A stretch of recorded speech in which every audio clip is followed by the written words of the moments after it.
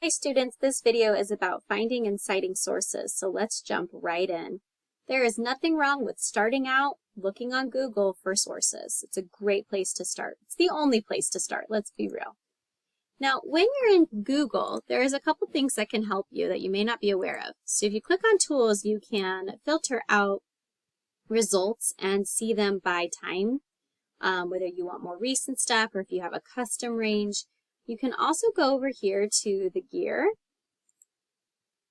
and click on Advanced Search.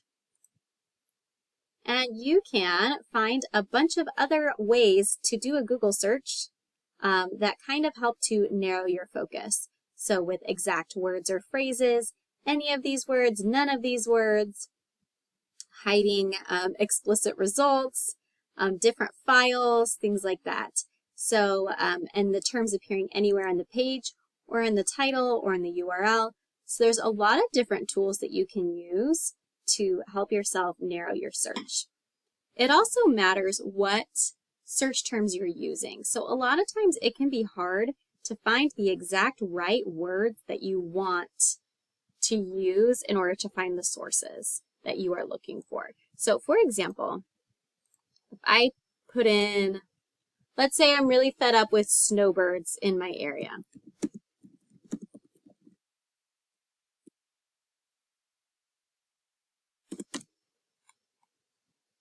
Okay, we've got elderly. That's probably a better word than old people. Let's see.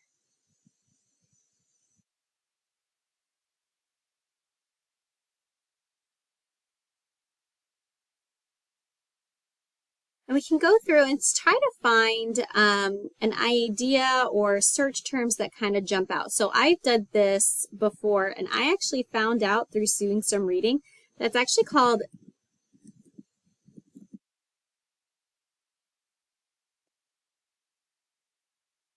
geriatric driving cessation is actually the official term for it.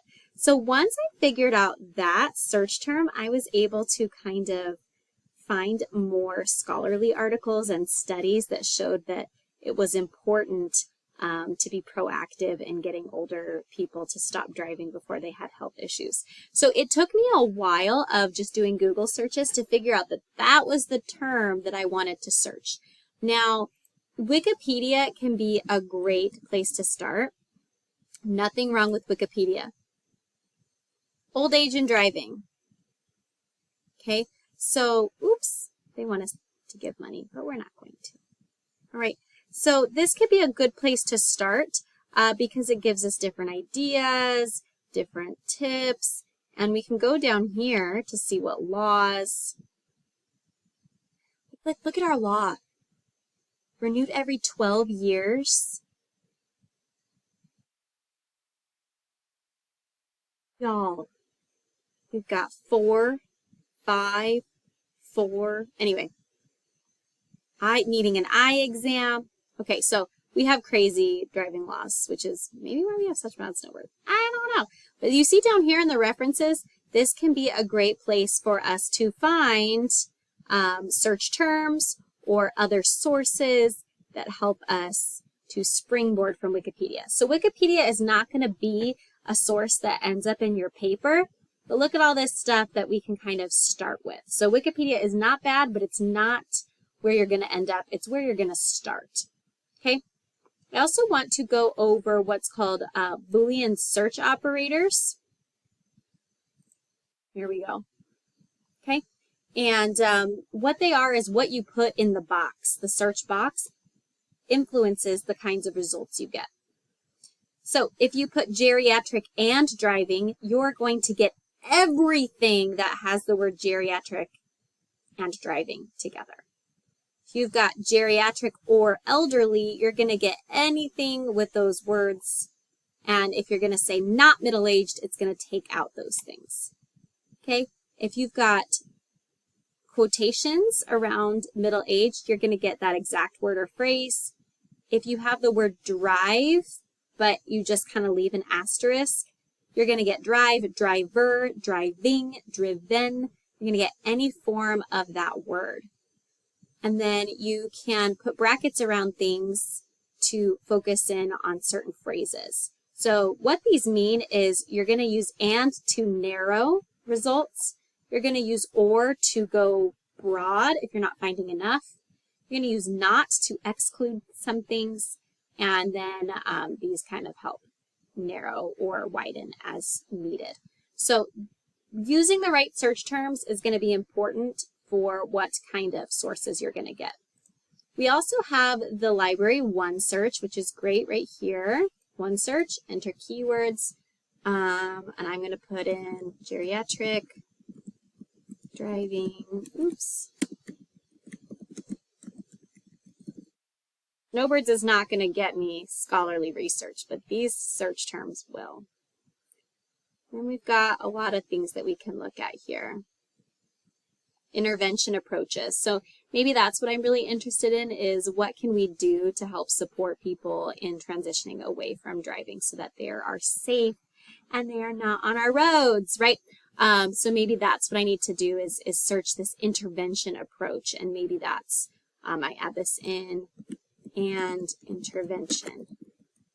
So I want everything that has these words and intervention. Okay. Good. So that's going to show us all those things there. Okay. So that's a really good way to find things, and you can search for anything. You can search for YouTube videos. You can search for news articles. It doesn't just have to be on the Library One search, but it will bring you all kinds of good stuff on the Library One search that you can look at different types of resources that you're looking for. We can say that I want it to be more recent than that. Okay, see, we still got some stuff, but we went down to 23 results other than what we had before. So that's how you do that. And this does have a little button where you can see the citation for it, but you want to make sure that it's actually correct. We're in MLA, the 8th edition, and that's what it should look like here. So just for fun,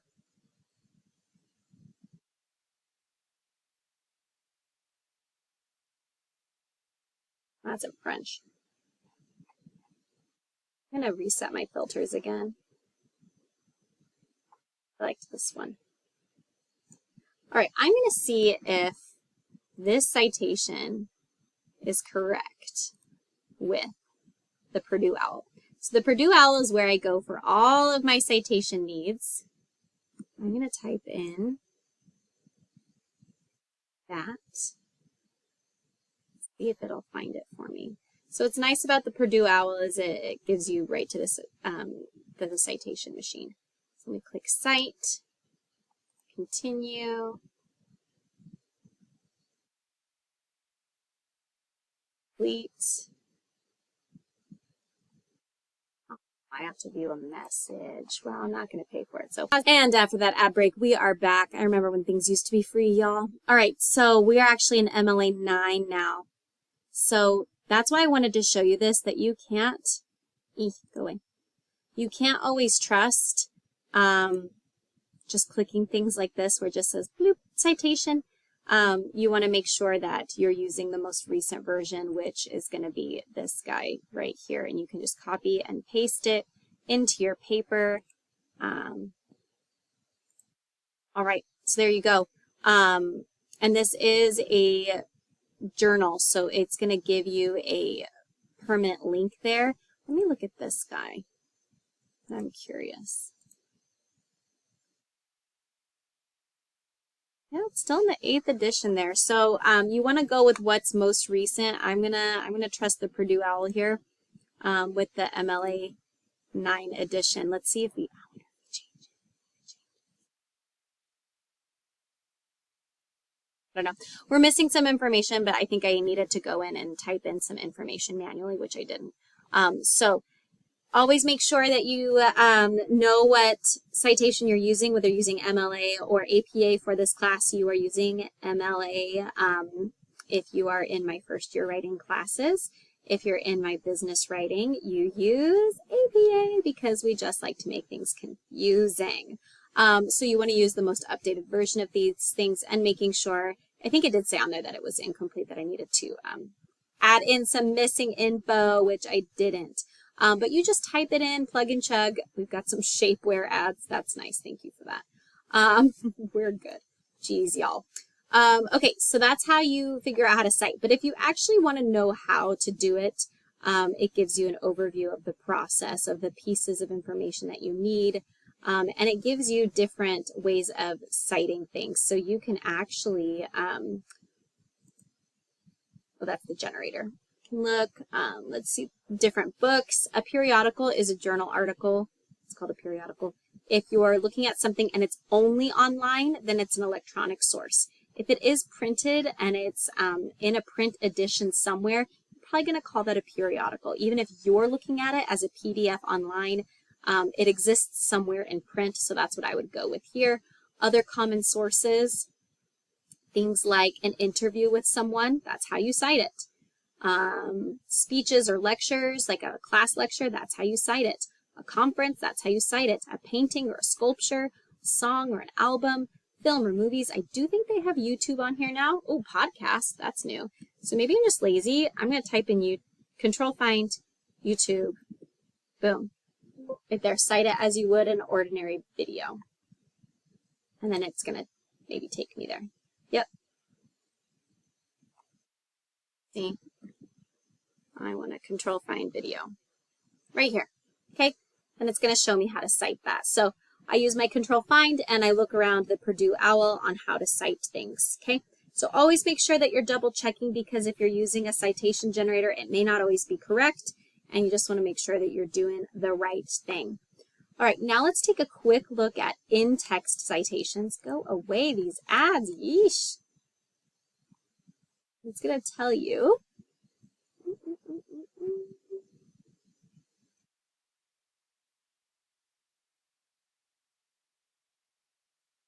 how to do a short quotation, how to do a long quotation, because they're different. You need to leave words out of a quotation. It tells you how to do that. I do want to see, there's a sample work cited as well. I want in-text citations.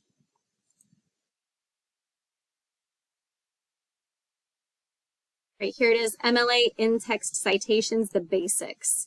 So the idea here with in-text citations, so we have our citation, our works cited page at the bottom where all of our long citations go. But when we're using sources inside our paper, we're going to need to say whose ideas are whose, because when you're not talking, you need to be telling people where the ideas are coming from. Sorry, you're not talking. When it's not your original thought, when it's not your idea, you're going to tell people whose ideas they are. Otherwise, that's plagiarism, because you are taking someone's intellectual property and passing it off as your own. So you need to make sure that it is clear to your reader whose ideas are whose, and you're going to use parenthetical citations for that.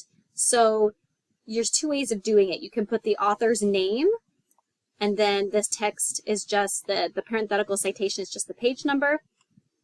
Okay, and you can do just the quote or the paraphrase. You need to have in-text citations for paraphrase and summary as well, not just when you're quoting, because if it's not your idea, you need to cite whose idea it is. So that's how you cite the author and the page number. Okay.